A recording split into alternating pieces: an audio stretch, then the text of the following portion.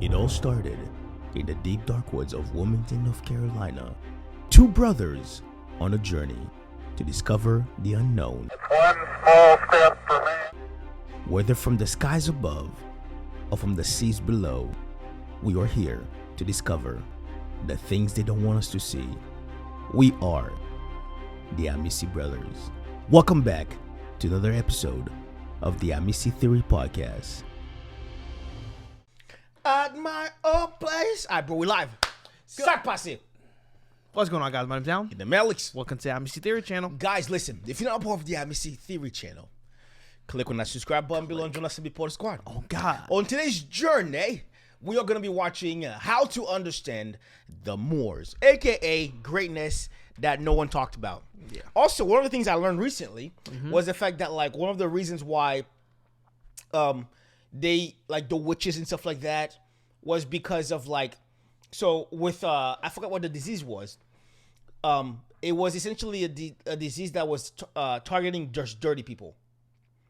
And because, like, most the Muslim people, Yeah. or just pretty much they're very clean people. There's something like in prison, like you have to one knee on the pee. floor to pee. That way you don't splatter on the floor because they pray on the floor Yeah. with the carpets and want to make sure the floor's clean. Uh-huh. And so like a lot of people still practice the same. So they're very clean people in the general. Same thing with like they were doing a lot of the women weren't getting infected by because the things came from fleas. That and so like because a lot of the women had cats, they weren't getting infected while everybody else was getting infected. So they were like, they have to be witches. And so they would just kill them. So that's how witches were born? So like, The whole no, I'm witch saying thing? like that's one of the reasons why they were like claiming these women were witches, because they were like people were getting infected, but these women had cats. The cats killed the mice. So the mice weren't getting into their places. Right. So they would just not get infected because they didn't have those flea You talking things about coming. what is it, the Black Plague? Or is it the bubonic plague? The bubonic One plague? of them. I don't know. One of them. It was just interesting. I was like, that makes sense. So let's do what we do the best, guys, in this video. Let's get popping. Let's get it. So I had to do this video over due to copyright issues. My deepest apologies for the unintended infringement. Anyway, if you've already seen this video, please forgive me for the repost, but I think it's an important discussion on African history. Moorish history is probably top 3 as it concerns mainstream African history. The African diaspora can't seem to get enough of it. The Moors represent so many different things to us as Afro-descendant people, but perhaps the most valuable thing this history achieves for us is a sense that Afro-descendant people achieved glory. Why? Well, because Moorish history simply demands respect and cannot be ignored. However, despite all this, Moorish history for Afro-descendant people has always carried an asterisk, a blemish if you will, because the identity of the Moors is constantly challenged. So today, I wanted us to get a better understanding about who the Moors were and talk about our role as Afro-descendant people in establishing Moorish legacy.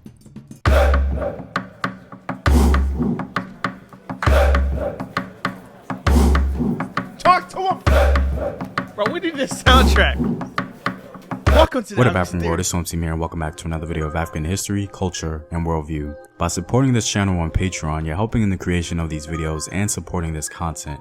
If you'd like access to full courses and sources, or you simply want to show your support, you may do so by clicking the Patreon link in the description box below.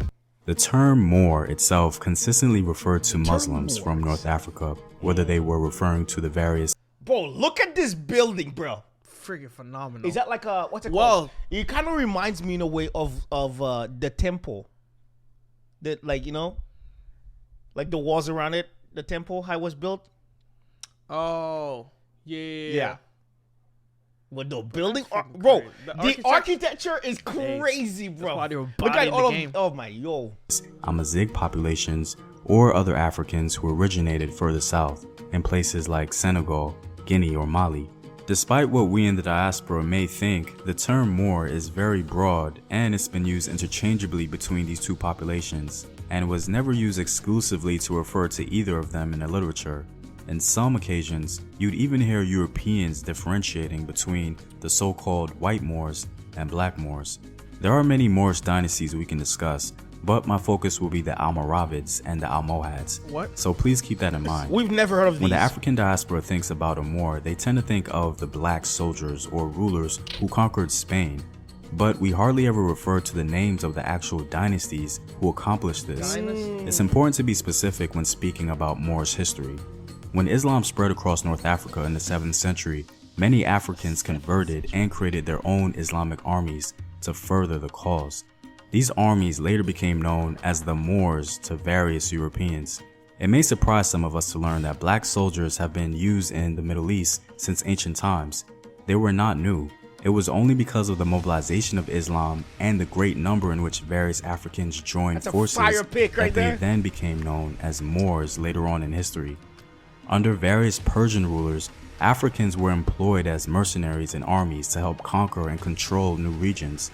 Africans in Nubia specifically had a world-renowned reputation for being excellent archers, and their services were in high demand.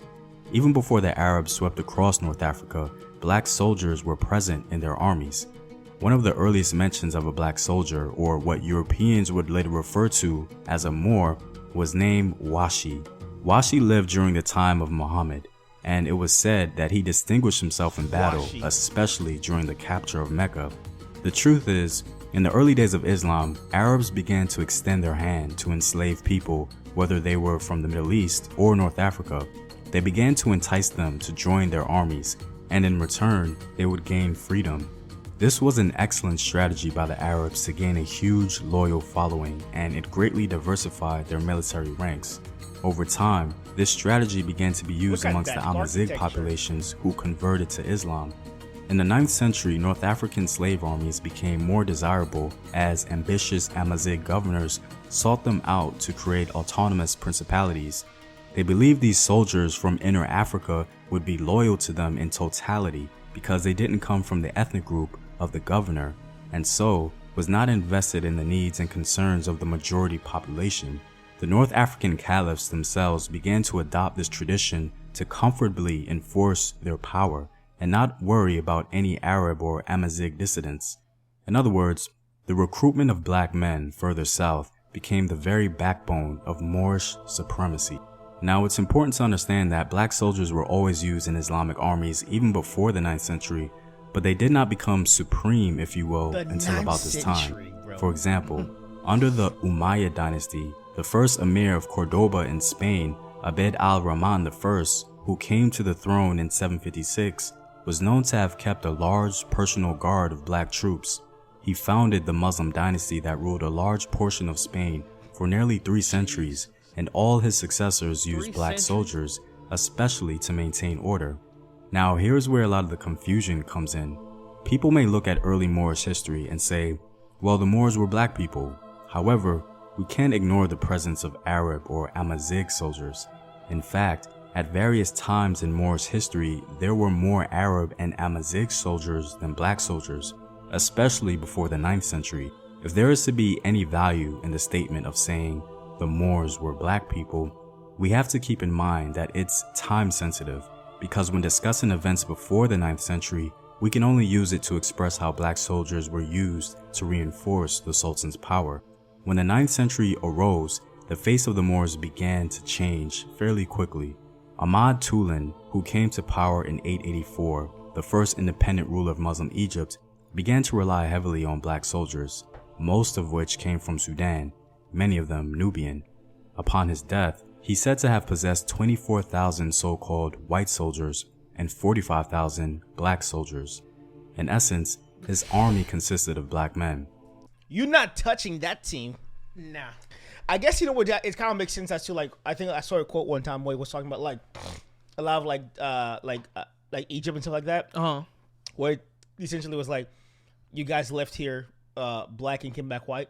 Right. It was it had something like, you have no ties to this land.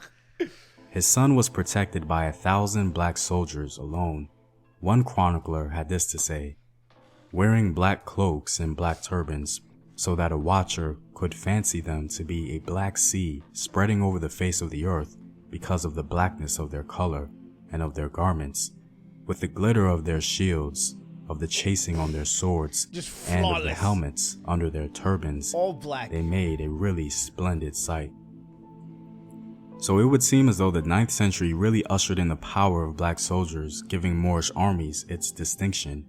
Any European army who had never seen black soldiers in such great numbers would have certainly spoken about it and identified them as being the power of the Muslims.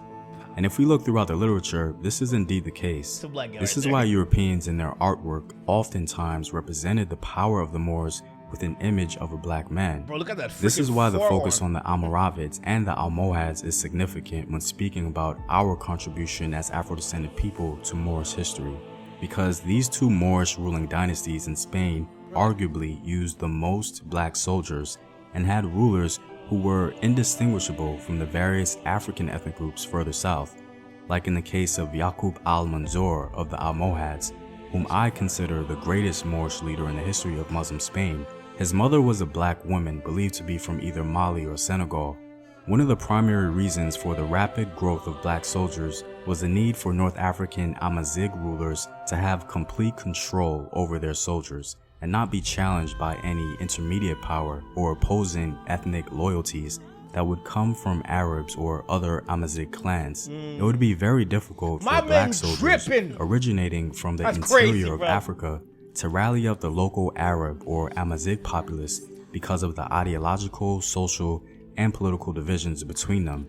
It was black men who served to maintain the ruler in his palace, protect the capital, and uphold imperial authority. The Moorish tradition of black soldiers continued to develop in Morocco centuries after their expulsion from Spain in 1492.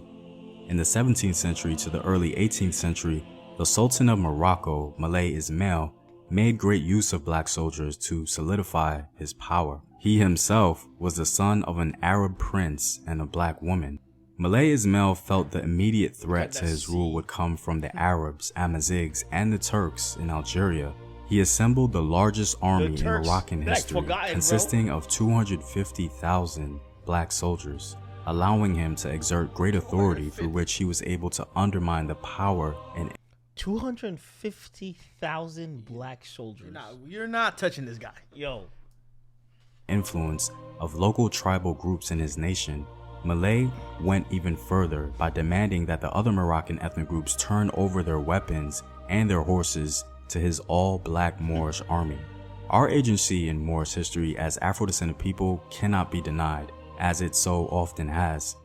There just needs to be balance when speaking about the Moors. We need to be specific about time periods and dynasties, because diversity did indeed exist. Moorish history is akin to a blanket. We just have to identify our specific thread that makes up a part of the whole. Well, I'm all out, guys. If you like these videos and want to help in its continued production, consider supporting the home team. Okay. Yo, this dude, I don't know his name. He doesn't have a name. Home team history. Home team history, bro. He's out here winning. I wish you were available in high school. Facts. I could watch this all day. Bro, This is that garbage that they put together from 1924. looks like he has a bunch of stuff that we could be checking Does out he? too. I'm saying his channel. If we go on his channel, we'll probably find a bunch Yeah, of that's stuff. awesome. But like to the point where it's like you were like now I was thought about the Moors, but I didn't know there was like a whole like you're going deeper. Yeah, that's what they said. You have to know you have to have the right context. Mm-hmm. Which makes a lot of sense. Guys, we're here for it, okay? We are here to be history greatness. Yes, we are. But listen, if you're not a part of the Amicy gang, click on that subscribe button below and join us and be part squad. And at all times, don't cheat yourself. Love thyself. And keep it Amicy. Peace. I